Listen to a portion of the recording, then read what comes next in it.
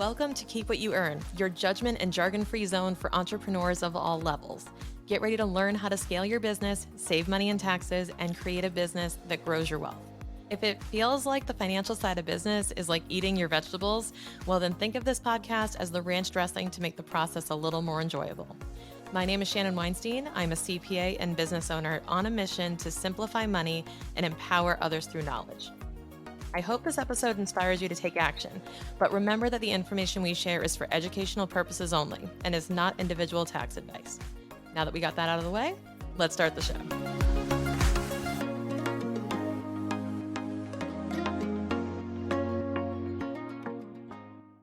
So I always get the question about Costa Rica and how we ended up here. And I wanted to dedicate a couple of episodes. So today and tomorrow's episodes will be dedicated to helping you understand the story of how we ended up in Costa Rica, why we ended up in Costa Rica, and what the biggest takeaways were from that experience and how you can then see a bit of yourself in this story. So starting from the beginning here, I never, when I was younger, didn't have plans to live abroad. Like that was not even in the realm of what I was thinking. Here's the backstory on how we ended up here. So Jason's parents loved to vacation. They loved to travel. And one of the places that they traveled on one of their cruises, I believe, was Costa Rica. And they love the people. They love the environment. Of course, they love the weather.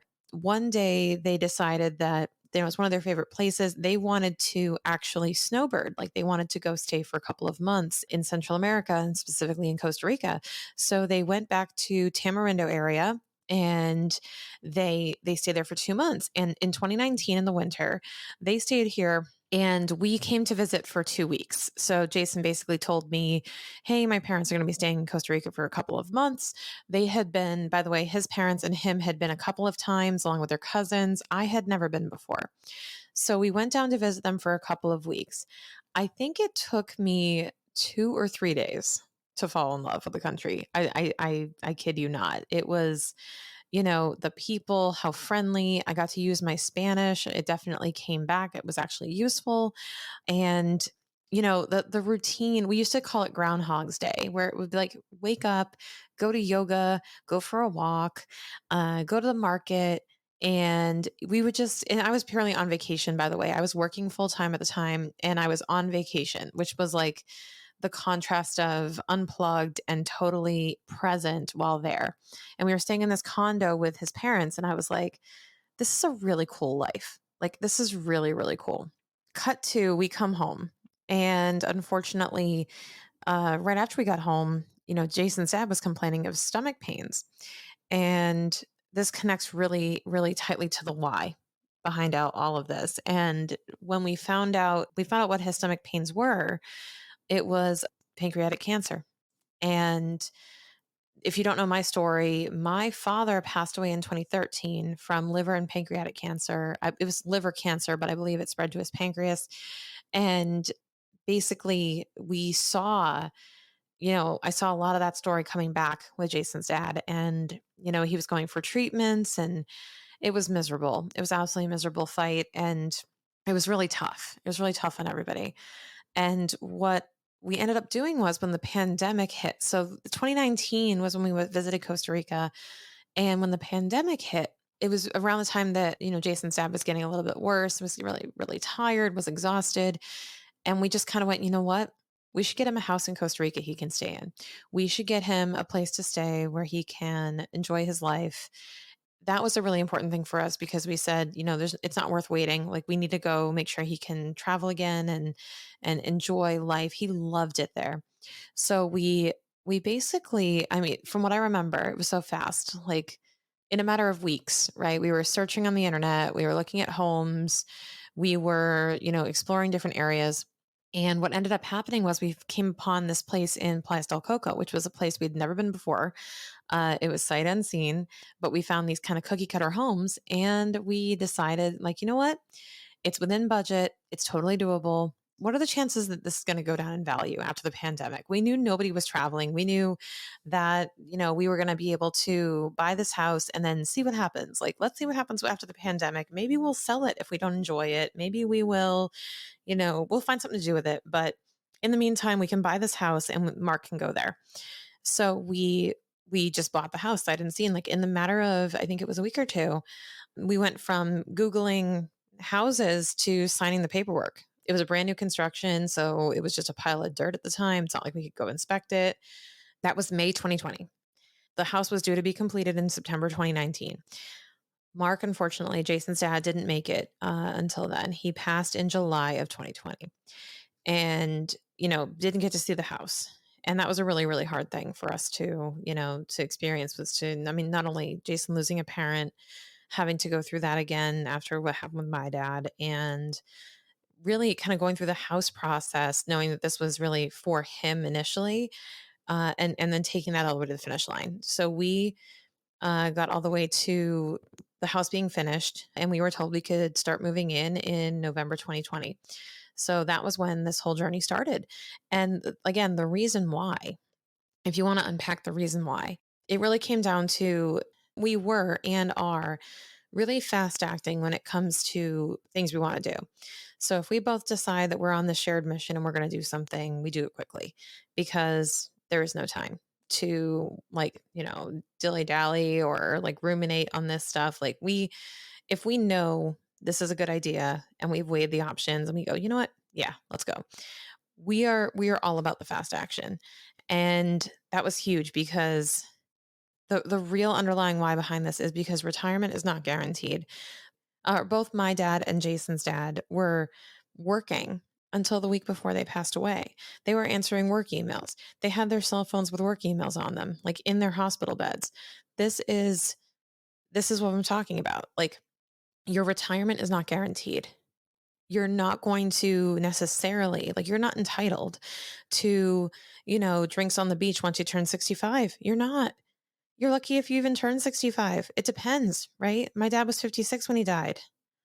This is really, it was eye-opening because we have been trained, at least my generation, right? Generation X millennials, we have been trained to believe by our parents who believe this, that you work hard enough, you work for decades and decades, and one day you can take a breath, a breather, you can actually go enjoy life. And Jason and I looked at each other and said, fuck that. We're not guaranteed to make it that far. Both of us have one surviving parent, and now we have no surviving grandparents. We're going, hey, life is too short. We both need to do what we want and do what we want now. And we can do that while working. We can do that while balancing things. We kind of adopted this philosophy of why not and? Why not and? So if I have to work full time and live in Costa Rica, we'll make it work. We'll get really good high speed internet. We'll make sure that we can, we don't have our lives interrupted and that life becomes integrated. We've had an integrated life for a while. Like Jason, as a business owner, has always had kind of an integrated life of business and enjoyment and pleasure and non-work, right? Like work and non-work. Something that I've adopted more of as I left the corporate job and moved into more of the entrepreneurship space.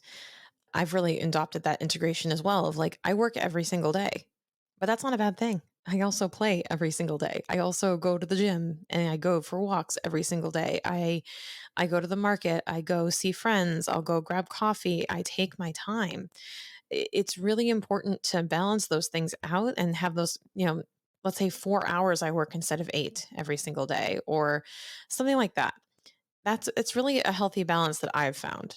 And you have to figure out what is your balance? What is your vision for your life? And like, where do you see yourself living that life? What environment can you be in that fosters that?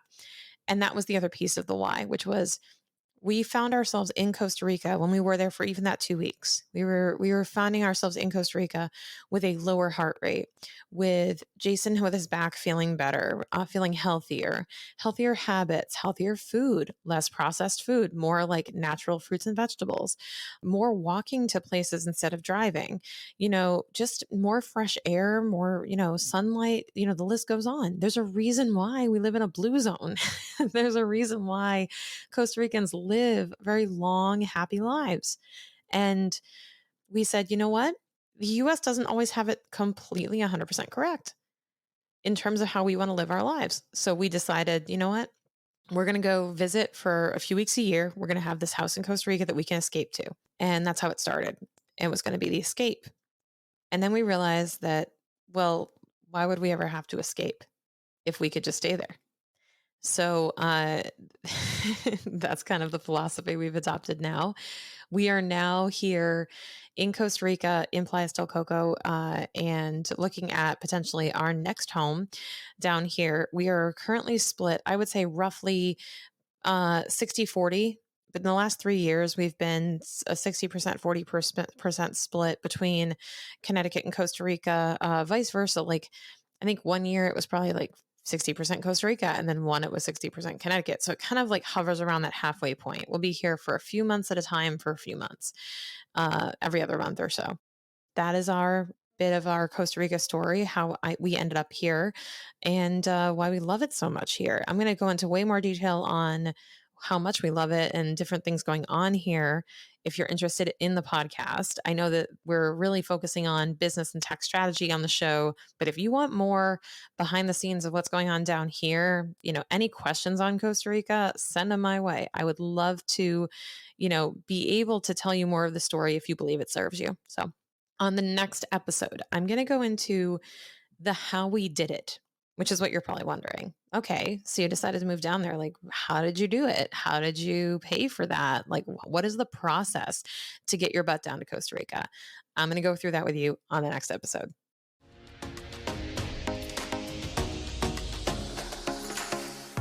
Hey there, are you looking for more tax and accounting help for your small business, but tired of the confusing jargon or feeling judged for your questions?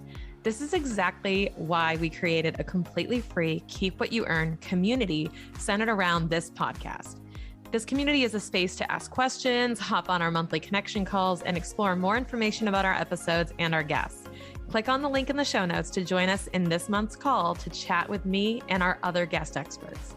See you there.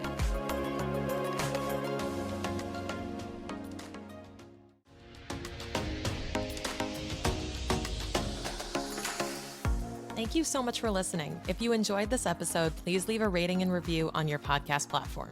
This small action goes a long way for podcasters to get our message heard by more business owners just like you. Be sure to check out the show notes for links to information about our guests and ways to get in touch with me. We'll see you on the next episode.